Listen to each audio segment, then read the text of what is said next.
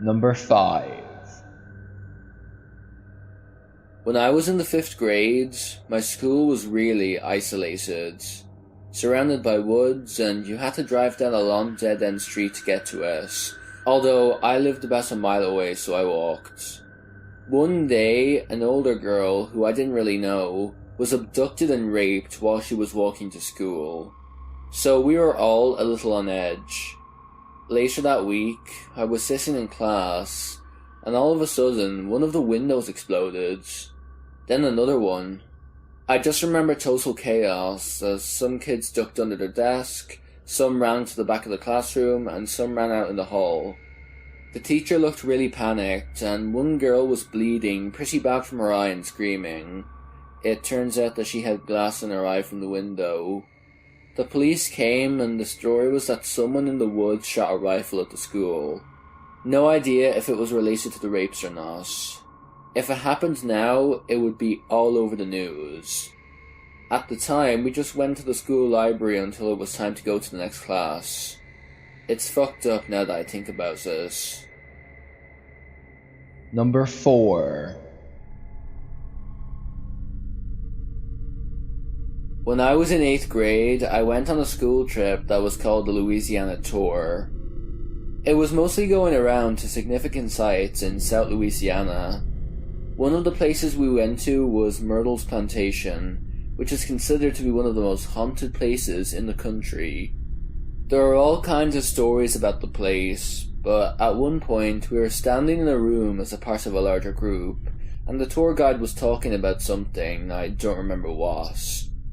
As I was standing there, I start to hear what sounds like someone hitting a piano key. After I heard this a couple of times, I started to look around for the source of the noise. I didn't see a piano, but I kept hearing it. So I asked my friends who were standing near me if they heard it. They said no. When I heard it again, I said, "There it is again," and that they must have heard it. They thought I was crazy. So I went back to looking around the room. Everyone's eyes were on the tour guide, except for one woman. She caught my eye and pointed at me, and then at her ear was a questioning look.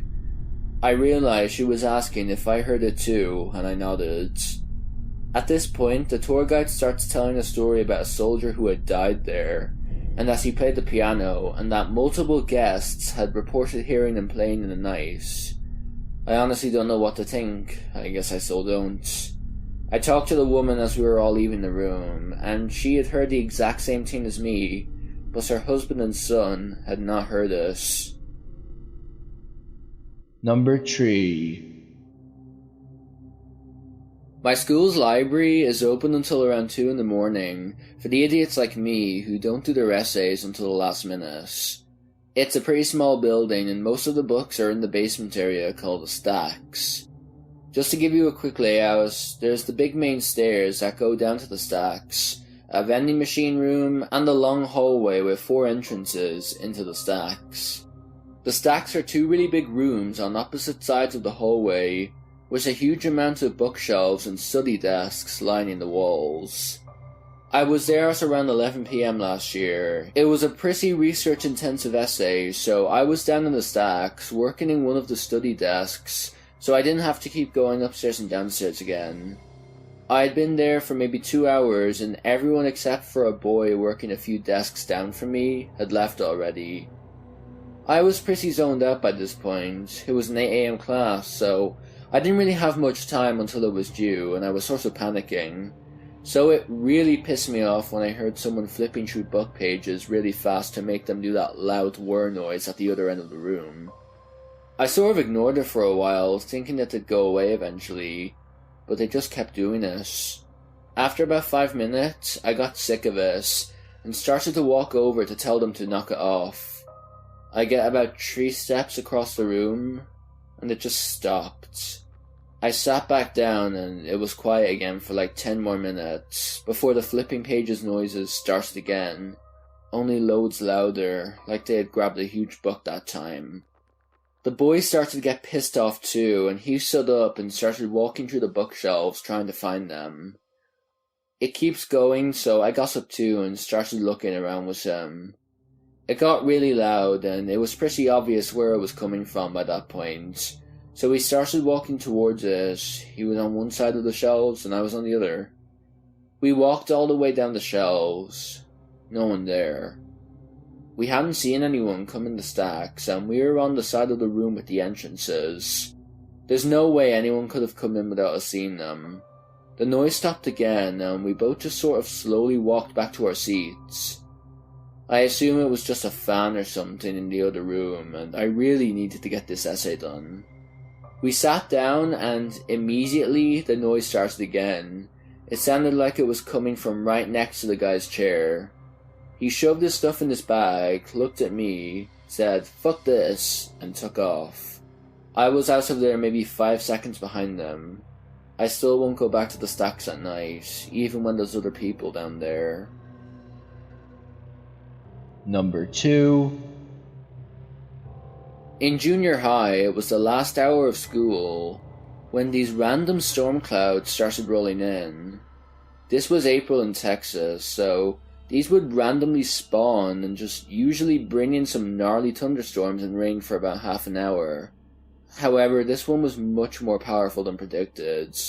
There was a spawn of supercells throughout the county right where the school was, so we all had to bunker down in the hallways. You have to go into the hallways during a tornado drill or emergency, far enough away from windows or doors, and crouch down in the fetal position, along the edge of the wall with your face towards the ground, hands over your head and butt sticking in the air. Do this for about an hour and a half and you're gonna be sore. Fortunately, the tornado sirens turned off and administration let us leave school. Turns out, the sirens turned off prematurely. The storm was still here and the tornado spawned a few hundred yards from our school in the football field. It wasn't one of the cliche ones with dark grey walls and cows flying around, but it was still technically a tornado, just a really small one. Teachers and principals were yelling for kids to get back inside and out of the courtyard where the kids wait for their parents. But I decided to make a run for it and get into my mom's car that's been waiting for me for the past half hour, along with the hundreds of other panicked parents. That sprint from the door to my mom's car with the tornado forming in the corner of my eye was one of the most surreal and frightening moments I've ever experienced while within a mile of school. Number 1. We were outside on the playground after lunch when we were rapidly herded inside. The teachers' aides kept saying that it was fine, nothing to worry about, but they looked terrified. We had to sit inside out of view of the door and read for almost 2 hours. We had letters to take home to our parents later that day, and of course, I read it on the way home. A man had kidnapped one of his children at gunpoint from a different elementary school in the area, and was on his way to get the other two from my elementary school. He didn't have custody of any of the kids and was planning on fleeing the state with them. The first elementary school called up the other schools, and the cops were waiting for him when he showed up at my school. He turned himself over pretty easily, apparently, but he was armed.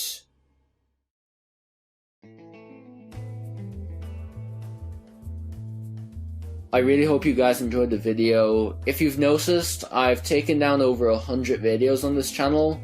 I plan on either re-narrating them or covering the same topics but with different stories, as I don't think the other stories that I used were any good. Well, not that they were any good, but I just didn't think they were that scary looking back at them. So anyway, if you did like this video, be sure to like and subscribe, and I will see you in the next.